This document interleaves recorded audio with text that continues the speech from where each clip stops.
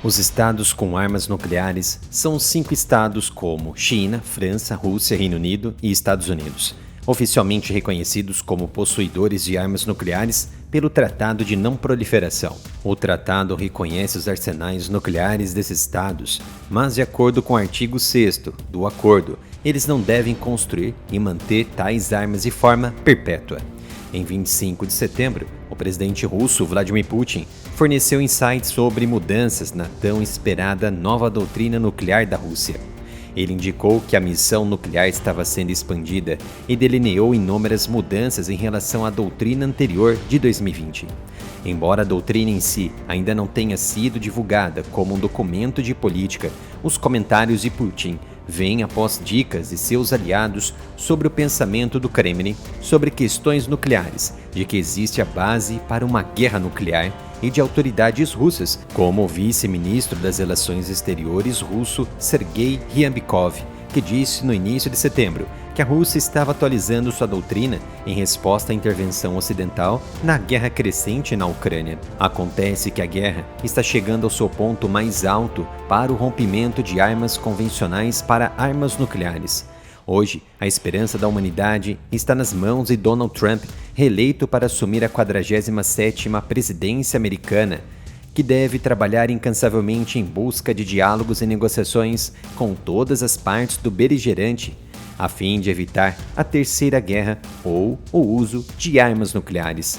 No entanto, segundo o chefe do Comitê Militar da OTAN, o almirante holandês Rob Bauer, as tropas da OTAN estariam em solo ucraniano lutando contra forças russas se Moscou não tivesse armas nucleares. Segundo o almirante, estou absolutamente certo de que se os russos não tivessem armas nucleares, estaríamos na Ucrânia, expulsando-os. Foi o que disse durante uma aparição na Cúpula de Defesa em Praga, na República Tcheca. Como já destacado, a Rússia possui e tem o maior estoque de armas nucleares do mundo, seguida de perto pelo arsenal nuclear dos Estados Unidos. E juntos, Moscou e Washington controlam cerca de 90% das armas nucleares em todo o globo.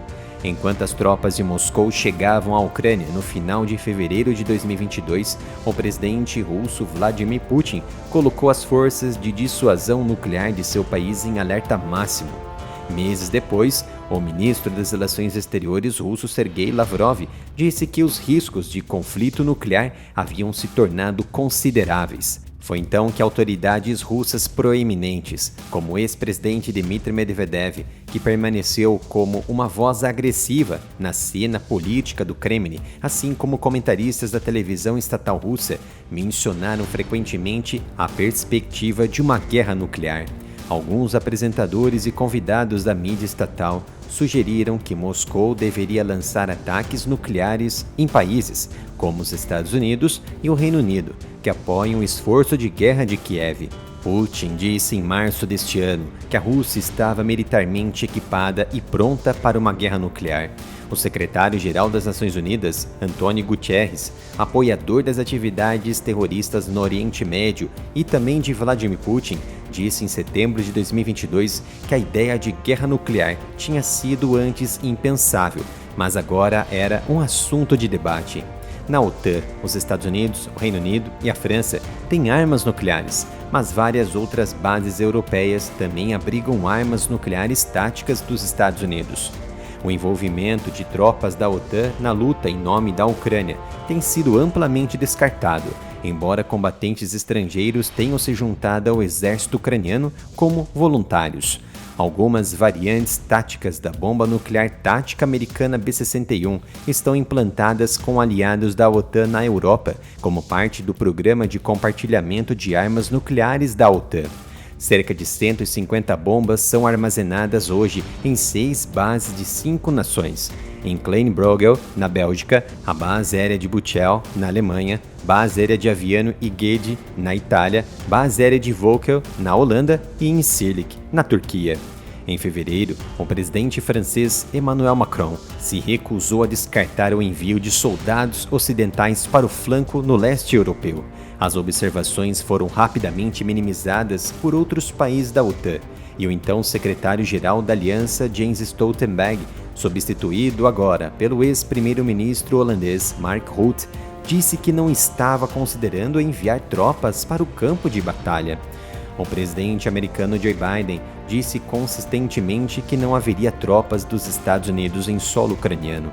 A aliança disse que apoia a Ucrânia, mas que não está diretamente envolvida no conflito. Os países da OTAN, que passaram anos no Afeganistão e no Iraque, logo após a virada do século, estão muito relutantes em abordar o assunto de implantar suas próprias tropas terrestres na Ucrânia. De acordo com o almirante Rob Bauer, se você luta no Afeganistão, não é o mesmo que lutar contra os russos na Ucrânia, porque o Talibã não tinha armas nucleares. Há uma grande diferença entre o Afeganistão e a Ucrânia. Sabidamente, Rob Bauer comparou dois cenários caóticos, mas absolutamente diferentes. De um lado, uma coalizão internacional bem equipada, lutando contra terroristas com baixa tecnologia de armamento e empregando ações de sabotagem e de guerrilha.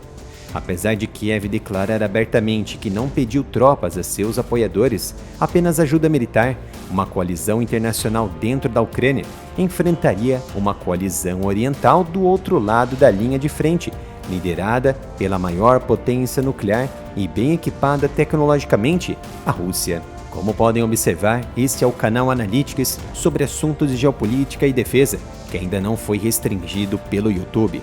Então me dê um apoio, visite o canal, se inscreva e ative as notificações para apoiar o meu trabalho.